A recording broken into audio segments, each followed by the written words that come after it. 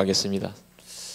그 성탄절이 가까우기 때문에 이제 예수님의 오심, 성육신에 대한 부분을 우리가 지지난주에 이렇게 배웠고, 예수님의 오심, 그리고 이제 예수님의 십자가 고난, 예수님의 죽으심, 예수님의 부활, 예수님의 부활, 또 예수님의 승천, 그리고 예수님의 다시 오심, 그리고 성령님의 오심, 이렇게 이제 쭉 이어지죠.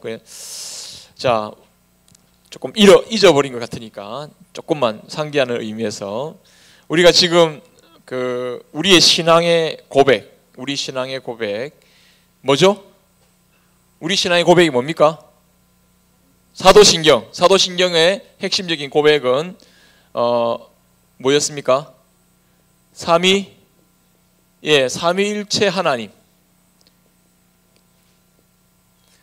삼위일체 하나님의 고백, 고백이죠.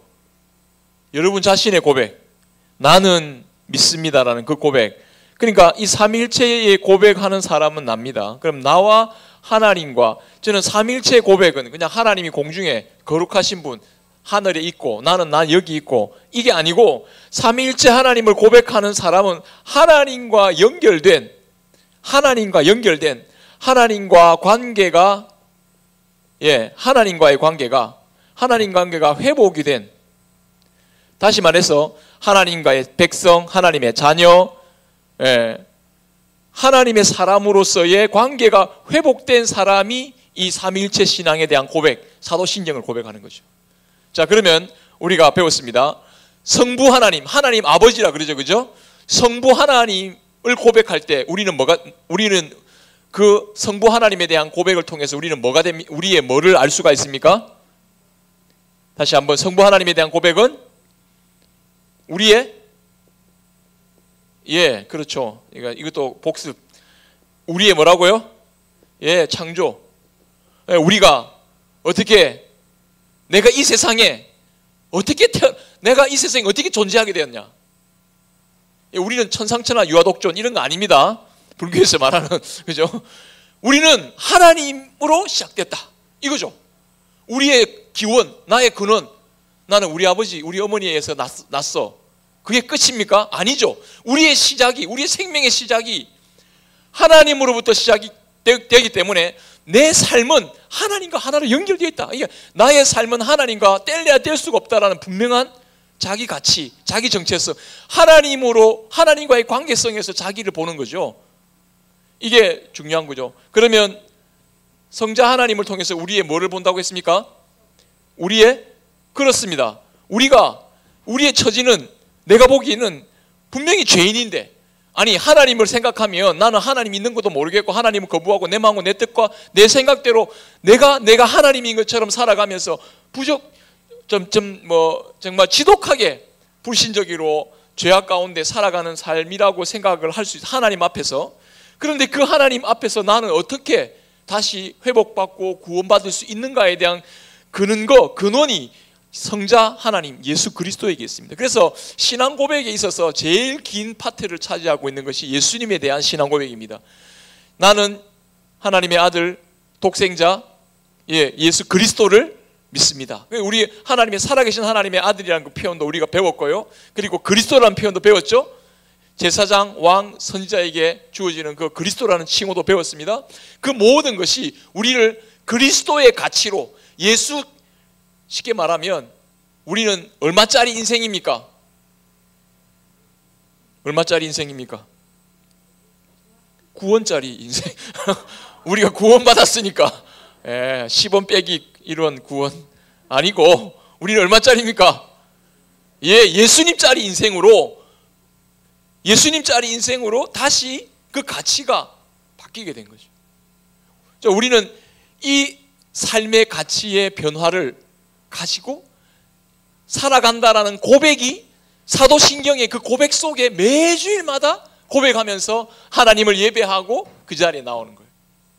그뿐만 아니라 그냥 내 삶이 그렇게 나는 그런 거야 라고 그냥 내 인식만, 생각만 그런 게 아니라 실제적인 나의 삶 속에 그러한 가치 있는 삶을 살아갈 수 있도록 하나님이 우리의 삶에 하나님이 우리의 삶에 여러분 함께 하시고 우리의 삶의 능력이 되어주시고 우리를 새롭게 하시고 우리의 삶의 동기부여와 모든 삶의 길을 열어가신다는 하나님의 함께 하심을 실제적으로 깨달을 수 있도록 하나님은 우리에게 성령님을 우리에게 보내주시고 성령 하나님을 통해서 우리가 어떻게 된다고요? 우리의 성화의 뜻이 뭡니까? 거룩하게 되어간다는 거 아닙니까? 하나님 닮아간다는 거 아닙니까? 하나님의 생명이 내 안에서 역사한다는 것. 이거는 아무리 우리의 삶에 이 세상에서 고난과 어려움과 뭐 말도 안 되는 일들이 나한테 닥친다고 할지라도 때로는 내 인생의 밑바닥을 치는 것 같은 삶의 자리에 들어간다 할지라도 그것으로 우리 인생이 끝나는 게 아니고요. 성령님이 우리와 함께 하셔서 우리의 삶에 하나님의 생명력을 불어넣어 주시는 거예요. 제가 어저께 철로역정 반하고 같이 하면서요. 그 철로역정의 절망거인을 그 크리스찬과 순례자가 만나거든요. 크리스찬과 그 소망이 같이 만납니다. 절망거인이 막 죽도록 때려가지고요. 너가 스스로 죽어, 너가 자살해, 막 계속 때립니다. 근데 소망이 딱 뭐라고 이야기하냐면, 그래서 크리스찬이 그래 나 이렇게 사는 것보다 죽는 게 더 나아, 막 죽으려고 그래, 막 이렇게 할 때 옆에 소망이 딱 뭐라고 이야기하냐면, 기억하라고. 우리 인생을 매듭짓는 것은 절망거인이 아니라 생명의 창조주이신 하나님이 우리 인생을 매듭지을 거라고 딱 그렇게 이야기를 합니다. 정신 차리라고. 그렇게 하면서 결국은 이 크리스찬이 자기 목에 걸려있는 언약이라고 하는 성령 하나님의 약속을 딱 붙잡고요, 절망의 그 문들을 다 따고 나옵니다. 여러분, 하나님은 우리 인생을 우리가 우리 인생을 내가 내 자신을 보는 것과 하나님이 우리 자신을 보는 것이 여러분 그 삶의 이 관점이 다른 것이죠. 우리가 내 경험과 내 감정으로는요, 끝났다. 내 생각, 내 마음, 내 경험, 내 감정으로는 끝날 것처럼 보이는데 그게 내가 끝난다고 끝난 게 아닙니다. 그렇습니까? 내 감정이, 내 경험이, 내 생각이 끝났다고 해서 인생이 끝난 게 아니라 하나님이 끝이라 해야 끝입니다. 맞습니까? 그러면 하나님께 우리는 마음을 두면 어떤 상황 속에서도 내 인생의 주인은 내가 아니니까, 그러면 내 마음에 새로운 용기와 여유가 생깁니다. 우리는 감정적으로 막다른 길에 스스로를 몰아갈 때가 많습니다. 그 착각이죠. 자기 감정이, 자기 생각이 자기를 지배하고 주관한다고 생각하는 착각이죠. 하나님이 하시는데. 우리는 이 삼위일체 하나님에 대한 신앙 고백을 하면서요, 우리에 대한 생각을 전환시켜야 됩니다. 마음을 바꿔야 돼요. 감정도 하나님의 함께 하심에 대한 생각으로 그 감정까지도 다스릴 줄 아는 믿음이라는 게 여러분 지정의 인격적으로 그게 영향력이 나타나는 거예요. 열매가 나타나는 겁니다. 우리는 삼위일체 하나님을 고백하면서 하나님과 우리를 관계 지을 줄 알아야 합니다. 맞습니까? 그래서 우리는요, 하나님께 신앙 고백하는 걸 그냥 허투루 하는 게 아니잖아요. 형식적으로 하는 거 아니잖아요. 예배 교회 왔으니까 그냥 삼위일체 하나님 고백, 이게 아니고요, 나는 믿습니다라는 이 고백이 진실하면 하나님과 나는 뗄래야 뗄 수 없는 관계로 연결되는 거예요. 그래서 하나님 나의 창조주요 구속주요 나의 거룩한 이시라는 고백을 통해서 내가 하나님 앞에 어떤 존재인지를 알게 되는 거예요. 자, 이 과정에서 우리는 예수 그리스도의 구속의 사건에 주목해야 합니다. 이게 가장 중요한 거죠. 왜? 예수 그리스도께서 삼위일체 하나님을 우리와 연결시켜주는 제일 결정적인 핵심, 예수 그리스도를 통해서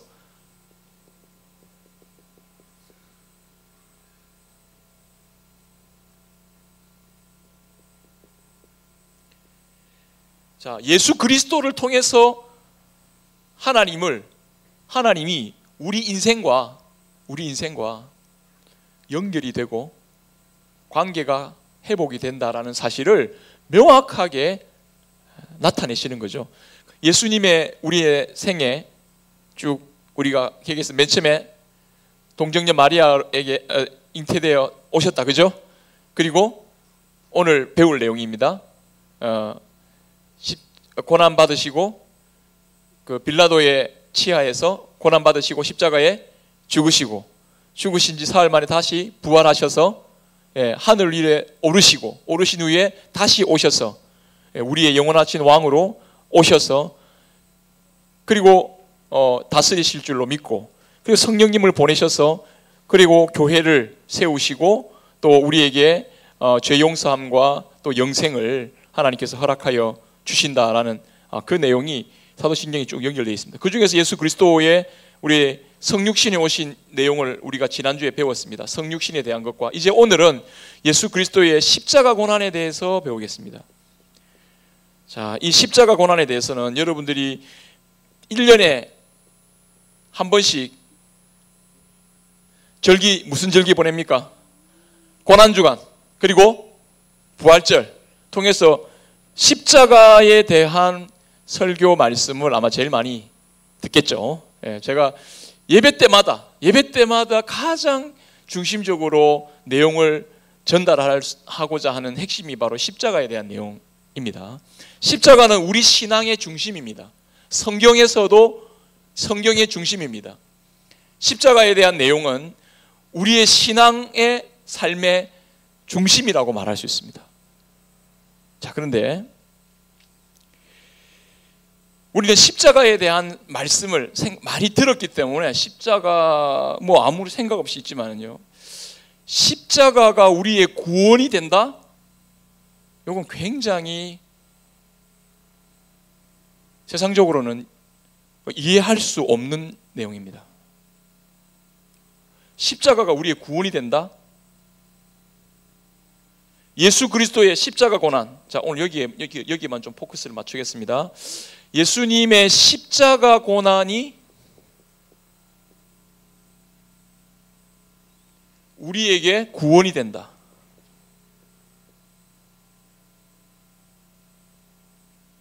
여러분, 이건 십자가가 고난입니다. 고난.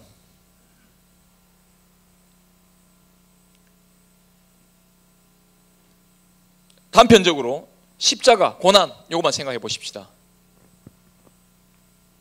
이건 구원이 아닙니다. 맞습니까? 십자가가 어떻게 구원입니까? 이건 죽음입니다. 그죠? 이건 실패입니다.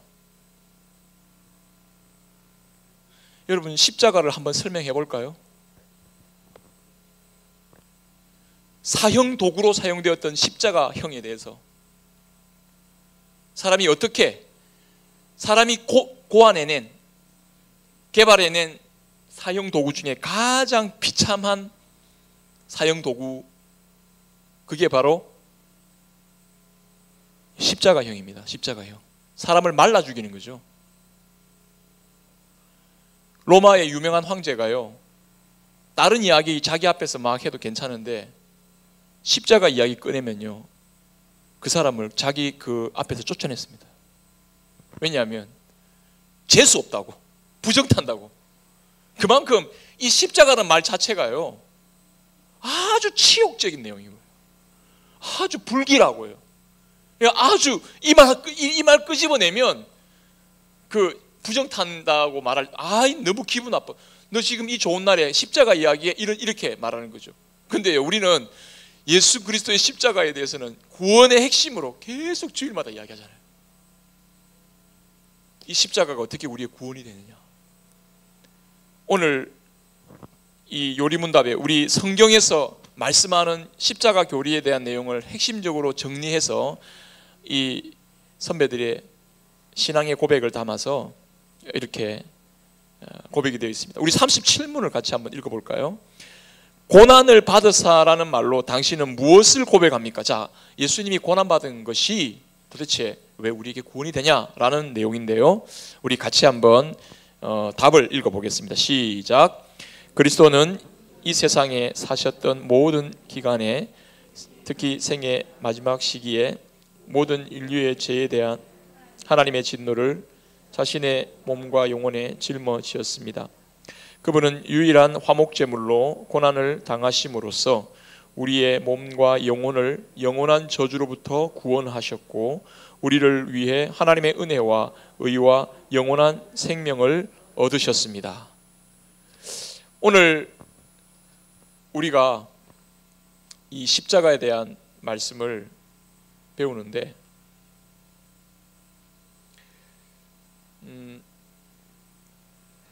성경에서 어떻게 보면 제일 많이 오해하고 또 세상에서 어떻게 보면 세상에서 제일 많이 오해할 수 있는 내용이라고도 볼 수 있는데요. 그것이 십자가에 대한 진실이라고 할 수 있습니다. 왜냐하면 세상에서의 방식으로는 이게 이해가 될 수가 없는 내용이기 때문에요. 구원은 능력이 있고 또 재력이 있고 뭔가 가능성이 있고 힘이 있고 높이가 뭔가 명예가 있고 권력이 있는 사람에게 그런 사람이 구원을 주는 거 아닙니까? 그런데 십자가에 고난받은 그리스도가 우리에게 구원을 준다고요? 이게 이제 우리가 이해할 수 없는 거죠. 이게 이해가 안 되는 거예요.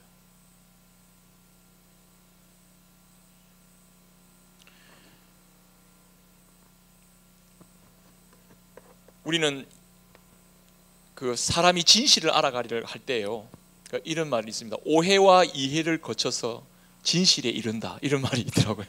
사람들은 오해와 이해를 반복해가면서 진실에 이르러 갑니다. 맨 처음에는 어떻게 하면 사람은 오해하죠, 그죠? 그러다 보면 그랬었구나 이해를 하면서 그 사람의 진실을 깨달아가는 거죠.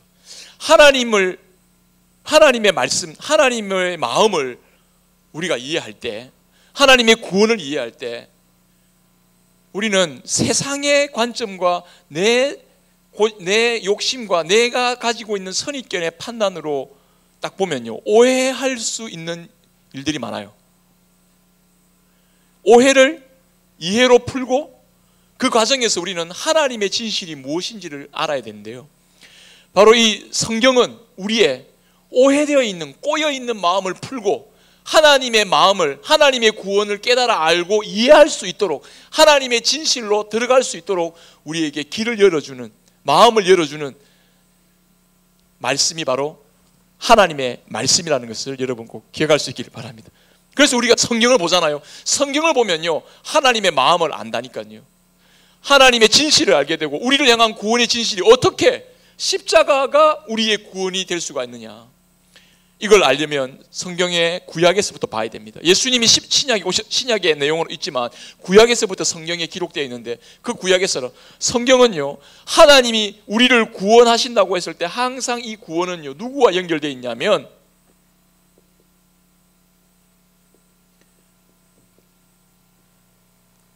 여호와의 종과 연결이 되어 있습니다. 여러분, 이 여호와의 종은요 하나님의 뜻을 행하는 종입니다. 하나님의 뜻을 성취하는 종입니다. 그래서 하나님은 하나님의 일을 이룰 때는 반드시 그 종을 보내셔서 일을 이루게 하십니다. 여러분, 아브라함 하나님의 종입니다. 그죠? 하나님의 말씀을 가지고 하나님의 뜻을 따라 하나님 백성들을 이렇게 불러 모으면서 이렇게 자기 부족을 만들고 이스라엘 백성들을 모으는, 그죠? 또 자기를 통해서 그러한 자손들을 이루어가는 하나님의 종이죠. 또 누가 있습니까? 수많은 하나님의 일을 이루는 종들이 많았습니다. 다윗도 그랬죠. 여호수아도 그랬죠. 모세도 하나님의 쓰신 종이죠. 종을 통해서, 여호와의 종을 통해서 하나님은 참 놀라운 일들과 하나님의 구원의 일들을 막 이루어 가시는 것을 구약 성경에서 쫙 펼쳐봅니다. 그런데 그 여호와의 종들을, 아브라함도 그렇고 모세도 그렇고 여호수아도 그렇고 다윗도 그렇고, 근데 여러분, 그 여호와의 종으로 왔다고 해서 그들이 행한 구원이 완전하고 온전한 구원이었습니까? 아닙니다. 굉장히 일시적이고 부분적이었습니다. 그렇습니까? 여호수아가 이스라엘 백성들을 가나안으로 들어가 보냈지만 하나님 앞에 영원한 가나안으로 여호수아가 그들을 인도했습니까? 아니거든요. 수많은 전쟁을 이겨나갔지만 그들에게 하나님의 영원한 구원 주지 못했거든요. 여호와의 종의 가장 중요한 대목이 나오는데 그게 어디에 나오냐? 바로 오늘 이사야 같이 읽었던 여호와의 종에 대한 고난받는 여호와의 종. 여기가 희한한 거죠. 여기가 앞에 수식어가 붙습니다. 어떤 종이라고요? 예, 고난받는 여호와의 종에 대한 예언이 나옵니다. 이건 예언입니다. 예언. 여러분 이사야는요 예수님 오시기 전에 500년 전에 선지자입니다. 500년 전에 선지자라서 뭘 예언했냐면요, 여호와의 종, 앞에 다윗이고 뭐 요수아고 모세고 뭐 아브라함이고 그 사람들이 이루어낸 구원과는 비교할 수 없는 완벽한 구원을 이루시는 분이 오시는데 그분이 어떤 분이냐, 그거를 예언하는 책이 이사야 52장 53장에 나와요. 이거 이사야의 핵심입니다. 성경의 심장이라고 불리는 내용이 바로 이사야 53장입니다. 여러분 잘 아시는 여호와의 종의 노래. 근데 그 완전한 하나님의 구원을 이루는 종이 고난받는 여호와의 종이, 이게 사람을 깜짝 놀랄 일이죠. 이게 어떻게 구원이냐 이거죠. 그래서 여호와의 종의 모습이 오늘 말씀해 보면요, 흠모할 만한 것이 아무것도 없다 그랬어요. 몰골도 이상하고요, 예, 몸도 연약하고요, 풍채가 없어요. 여러분 구원자는 적어도 어때요? 백마탄 기사 정도 돼야 그렇죠? 구원자라고 이야기할 수 있지 않겠습니까? 이 사람은 백마탄 구원, 여호와의 구원하신 여호와의 종에 대한 내용을 보면요, 그런 자라나기를 주 앞에서 자라나기를 연한 순 같고 굉장히 약한 사람 보면 어떻습니까? 아이고 막 바람 불면 날아갈라 막, 그죠? 굉장히 불쌍해 보이는 연약한 순 같고, 그 다음에 마른 땅에서 나온 줄기 같다. 이 마른 땅이라고 하는 건요, 이 사람이 아주 비천한 신분의 사람에서 출생할 거라고 보는 거죠. 이 사람의 출신 배경이 진짜 볼품없는 거예요. 예수님 어디 출신입니까? 예, 갈릴리. 예수님 당시 갈릴리는요 제일 천대받던 곳입니다. 왜냐하면 거기에는 쉽게 말하면은 저기 슬럼가 지역이에요. 슬럼가. 그 반란을 일으키는 사람들이라든지 좀 막 이렇게 그런 세력들이 같이 있는, 그래서 저 시골의 변방 지역이죠. 출신 선분 너무 안 좋죠. 고 모양도 없고 풍채도 없어요. 흠모하기에는, 예, 여러분 그 정말 아름다운 것이 없다. 여러분 예수님 초상화라고 해가지고 이렇게 사진 봤습니까? 있습니다, 그죠? 예. 그거 예수님 초상 아닙니다, 그죠? 알죠, 그죠? 아닙니다. 그런데 이제 어떤 서양 화가가 이렇게 예쁘게 그려놨습니다. 굉장히 인자하시게 그려놨는데요. 근데 예수님 모습이 어땠을까? 저도 모르죠. 아무도 모릅니다. 모르는데 성경에 아주 재미있는 표현이 나옵니다. 그게 뭐냐면요, 예수님 막 이렇게 막 가르치고 막 이렇게 하시다 보니까 이제 예수님을 대적하는 사람이 나타났잖아요. 그래서 예수님 대적하는 사람이 막 하니까 이제 자기가 예수님이 이제 하나님의 아들임을 이게 막 선포하고 가르치고 막 그러니까 네 얼굴 보면 이런 말입니다. 네가 50도 못 되었는데 네가 아브라함을 보았느냐라는 말이 나옵니다. 예수님 나이가 몇 살이죠?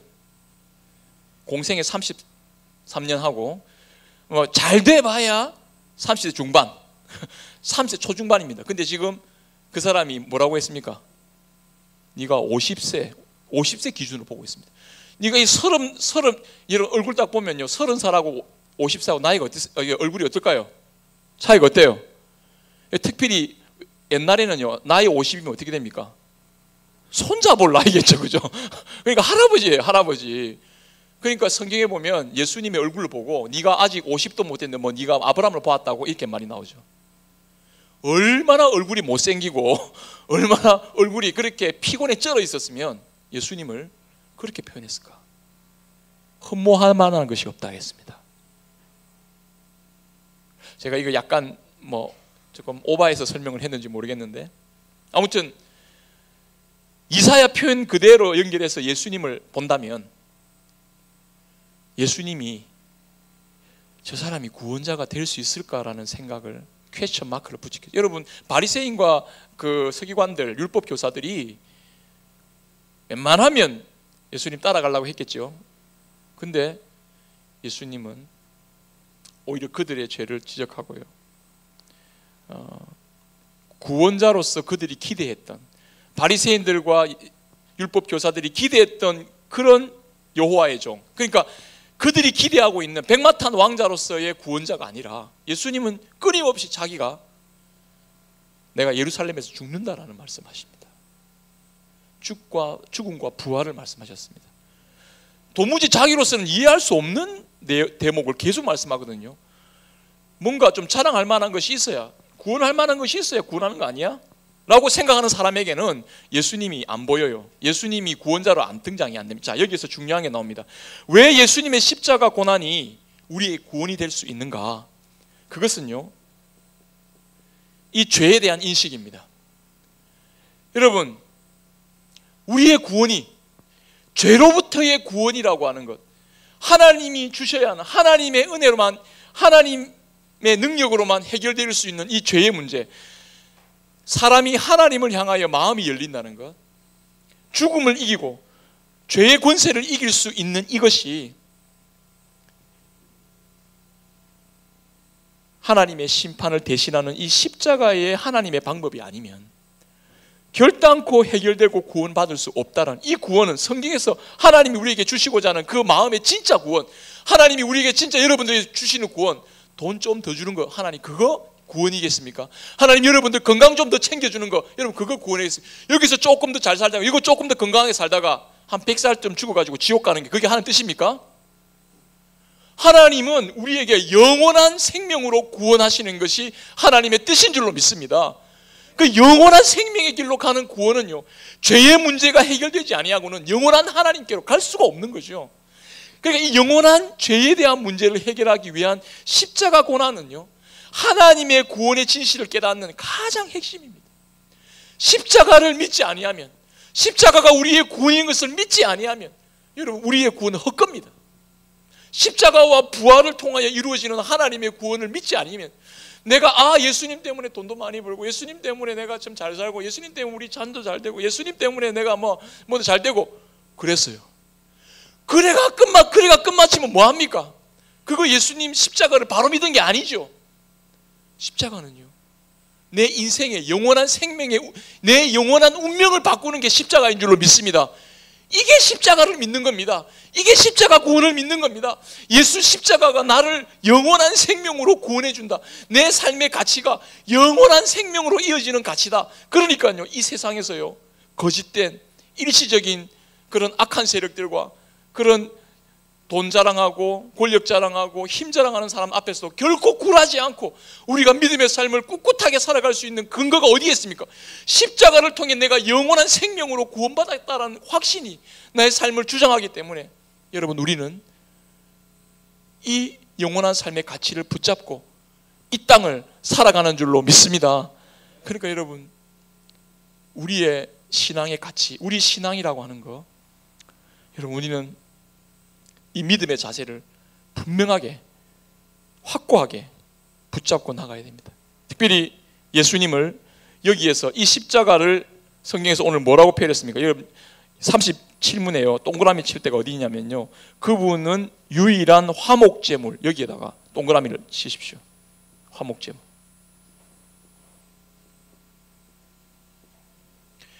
예수님이 십자가에 죽으신 이 사건은, 이거 제가 누누이 강조했던 거죠. 화목제물, 화목에 연결시켜주는 거죠. 화해의 제물이죠.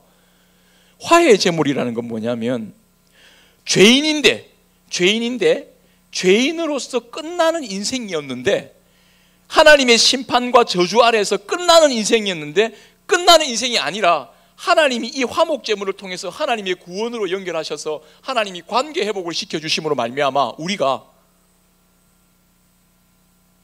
하나님의 영원한 생명, 하나님의 영원한 의인으로 하나님이 우리를 맞이해 주시는 거예요.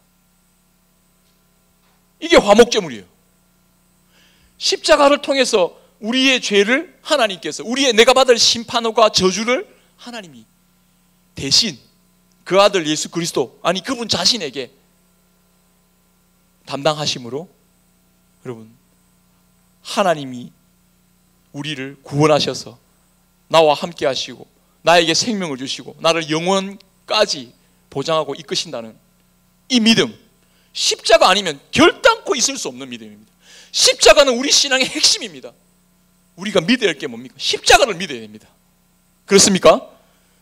십자가가 화목제물 되어서 죄인 된 내가 구원받아서 하나님의 영원한 생명에 이르게 되었다.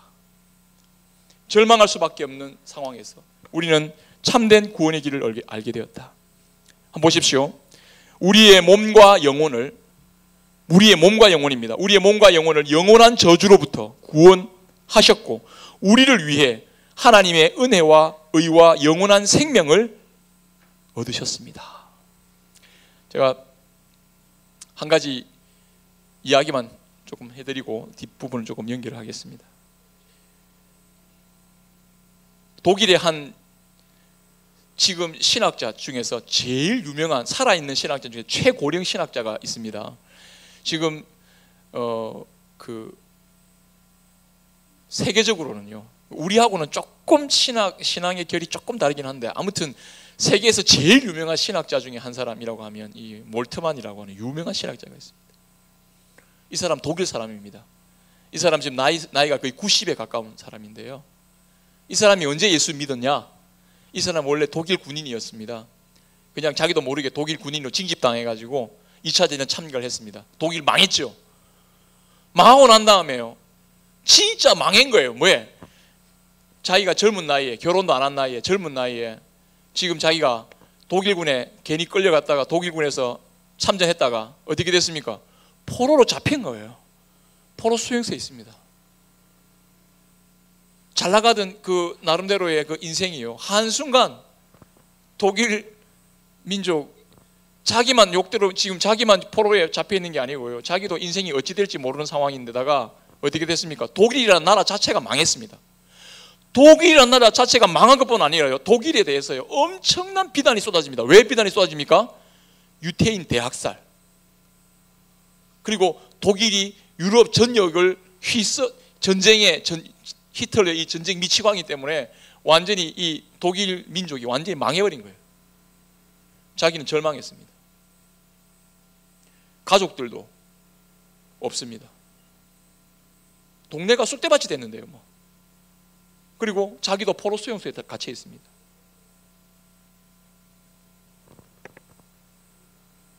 뭐 신앙이고 뭐고 아무것도 없어요. 이제는 포로 수용소에 딱 들어앉아 있는데, 이 사람이 미군 선교사가, 포로 수용소마다 이제 미군 군종 목사가 있는 거 아니겠어요? 미군 군종 목사가 그 사람에게 신약과 시편이 붙어 있는 기도원 성경을 뚝 준 거예요. 그래서 그 성경 받아가지고 할 거 없으니까 성경 읽은 거예요. 그냥 성경 쭉 읽는데 희한하게 시편하고 신약 성경이 붙어 있는 성경이죠. 그런데 시편에 어떤 내용이 나오냐면, 시편에 심심해서 뒤에서부터 시편을 쭉 읽는데 거기에 여러분 유명한 그 구절이 나오죠. 시편 20몇 편입니까? 27편입니까? 엘리 엘리 라마 사막다니, 예수님이 마셨던 그 인용했던 그 구절이 나오는, 그 고난받는 시인의 고백이 나오는, 나의 하나님 나의 하나님 어찌하여 나를 버리셨나이까, 그게 나오죠. 그죠? 그 대목에 가서 딱 멈춘 겁니다. 뭐야? 지금 내가 하나님한테 하고 싶은 말이 성경에 있는 거예요. 고난받는 시인이 자기하고 똑같은 마음으로 하나님 앞에 지금 따지고 고백하고 지금 막 하나님 앞에 저항하고 있는 거예요. 하나님 왜 나를 버리셨습니까? 그러니까 이 사람이 깜짝 놀라는 거예요. 내가 지금 하고 싶은 이야기, 내 지금 마음에 있는 이야기가 성경에 있는 거예요. 이건 뭐야? 그러고 난 다음에 또 희한한 걸 발견합니다. 신약으로 가서 성경을 읽는데 그 똑같은 말을 누가 합니까? 예수님이 십자가 앞에서, 십자가의 자리에서 그 이야기를 하시는 거예요. 나의 하나님 나의 하나님 어찌하여 나를 버리셨습니까? 여기서 자기가 한 대 얻어맞은 것 같은 충격을 받습니다. 아니, 예수님이 나하고 똑같은 말을 하고 있는 거예요. 예수님이 하나님인데 나하고 똑같은 말을 하고 있는 거예요. 그러면 하나님이 어디 있단 말이에요? 하나님이 지금 내가 말하는 가운데 함께하고 계신다는 말 아니에요. 그는요, 십자가를 보면서요, 절망 속에 있는 자기 자신에게 함께하고 계시는, 절망감을 갖고 있는 자기 자신과 함께하신 그리스도를 거기서 발견합니다. 거기서 예수님이 나와 함께하신다는 걸 깨닫게 됩니다. 아, 이 절망 속에서도 이 십자가의 그리스도가 바로 나의 이 고난과 절망 속에 있는 그 그리스도의 십자가, 그 십자가는 바로 나와 연결되어 있는 그런 십자가라구나 하는 것을 이 사람이 깨닫게 되고요, 거기서 그는 예수님을 마음에 영접합니다. 그리고 그는요, 지속적으로 성경을 파고 연구합니다. 내가 믿은 하나님, 내가 믿은 그리스도가 과연 나의 고통만, 나의 고난만의 문제가 아니라 우리 민족과 이 세계와 모든 사람에게 고난에 과연 적용될 수 있는 것인가, 예수님 살아계신가, 신학을 연구하기 시작했고 성경을 연구하기 시작했습니다. 이 사람이 그 놀라운 그 신학적인 혼돈에 빠져 있었던 유럽 세계를요, 신학적으로 완전히 건져낸 그런 인물 중에 한 사람이 되었어요. 제가 말씀드리고 싶은 건 이거죠. 고난받는 여호와의 종의 내용, 구원의 내용, 십자가의 은혜, 여러분, 이건 아무리 절망감 가운데 있는 우리라도, 아무리 무식하고 또는 부정하고 믿음으로 부정하는 삶을 살아간다 할지라도 예수님의 십자가 은혜를 그 절망 속에서도 찾게 되고, 그 구원의 은혜를 절망에서부터 우리를 건져내시면서 하나님의 구원의 자리로 인도해 내신다는 사실을 여러분 꼭 믿고 의지할 수 있기를 바랍니다.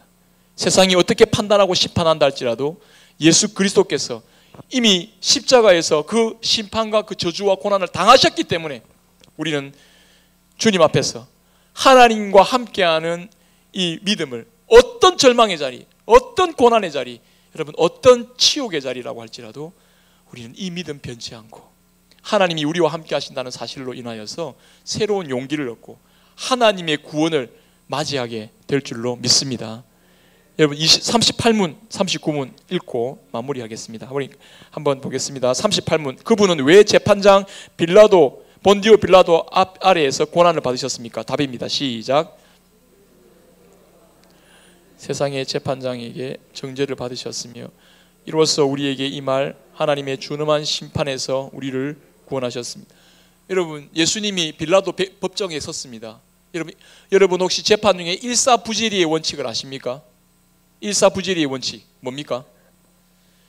한 번 재판에서 선언된 내용은 다시 거듭해서 재판에 올릴 수 없다라는 일사부재리의 원칙입니다.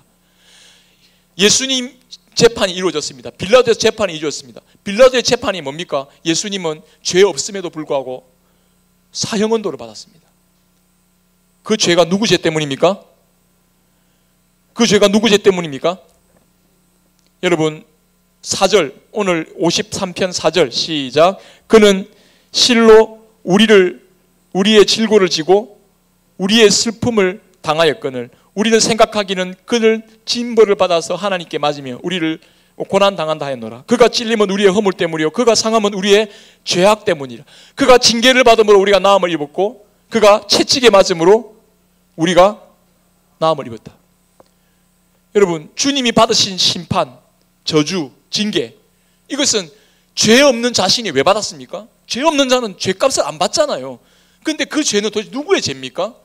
그것은 바로 우리의 죄라고 말씀하고 있습니다. 한 번 우리의 죄가 빌라도의 법정 앞에서 심판을 받았는데 그게 사실 빌라도의 법정이 아니라 하나님의 재판정이었다는 사실을 잊지 마시기 바랍니다. 여러분, 말씀을 보면 빌라도가 재판장이 아닙니다. 하나님께서 그 예수님을 그 앞에 세우시고 우리의 죄를 거기에 세우시고 하나님의 심판을 거기에 부으심으로 말미암아서 우리가 거기에서 죄를 선언받고 죄가 거기에 선언받았어요. 사형으로 선포받고 예수님이 십자가의 죽음을 당하셨습니다. 그러면 어떻게 됐습니까? 재판이 끝났습니다. 그죠? 그 죄가 누구의 죄입니까? 우리의 죄가, 우리가 심판받아야 할 죄를 예수님이 담시 받았기 때문에 이제 우리가 하나님의 법정 앞에서, 우리가 하나님의 영원한 나라의 심판에 들어가서 그 법정 앞에서 다시 정죄를 받습니까? 안 받습니까? 다시 정죄를 받습니까? 안 받습니까? 안 받습니다. 왜 안 받습니까? 예수님이 대신 법정에서 재판을 끝냈기 때문에, 그 끝난 재판이 우리에게 다시 한 번 더 소급될 수 없다는 사실입니다. 이걸 확인해야 됩니다. 빌라도의 법정 앞에서 예수님이 십자가에 죽으신 것은 예수님 자신의 죄가 아니라 바로 우리의 죄이기 때문에 우리는 하나님의 법정 앞에서 더 이상 죄를 하나님이 물으시지 않는다는 거예요. 여러분, 이 희한한 일이 십자가의 법정 앞에서, 십자가를 통한 그 빌라도의 법정 앞에서 이루어진 것입니다. 그래서 하나님의 주원엄한 심판에서 우리를 구원하셨다라고 고백하고 있습니다. 39문, 그리스도께서 십자가에 못 박히심은 달리 돌아가시는 것보다 특별한 의미가 있습니까? 답을 하겠습니다. 시작.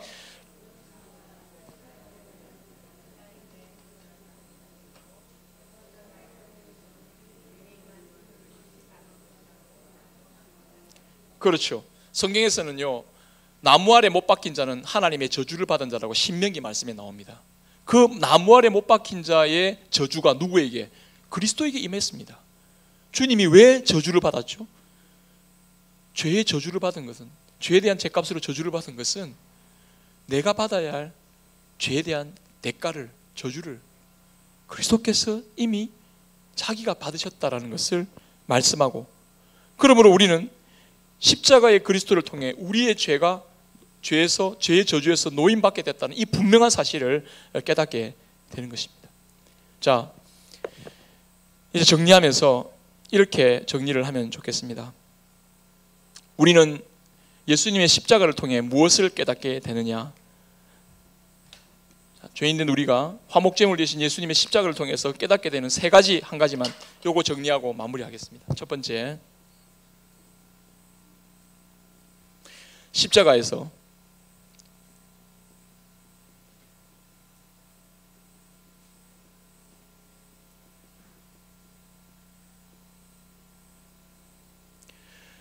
뭘 깨닫습니까? 나의 죄를 깨닫습니다. 사람은요, 자기가 죄인인지 모릅니다. 그런데 예수님이 십자가를 왜 졌지? 이 고민으로부터 시작해야 내가 죄인인가를 알게 됩니다. 내가 얼마나 죄인인가? 사람은요, 이거 진짜 못 깨닫습니다.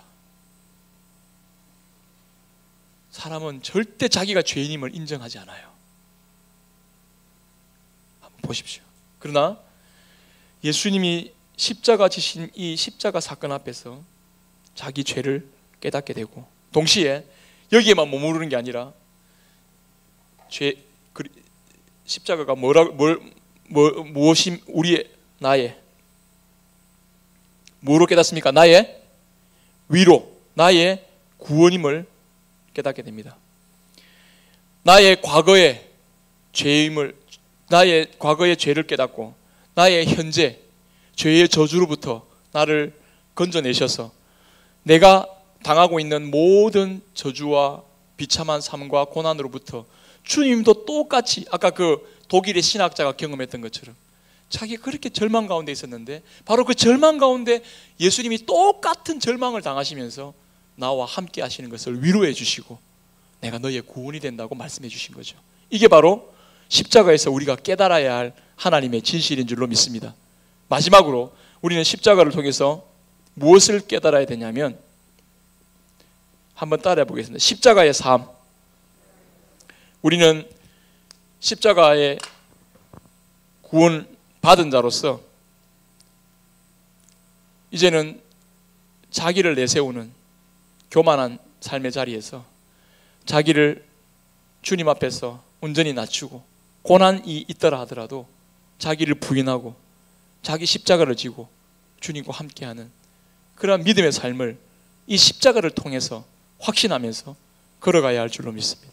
성공을 위하여, 내 야망을 위하여, 내일의 어떤 나의 욕심을 이루기 위하여가 아니라 하나님 앞에서 하나님 자녀로서 거룩한 삶의 길을, 십자가의 길을 걸어가기를 당당하게 고백하면서 여러분 우리의 믿음의 길을 걸어가야 할 줄로 믿습니다.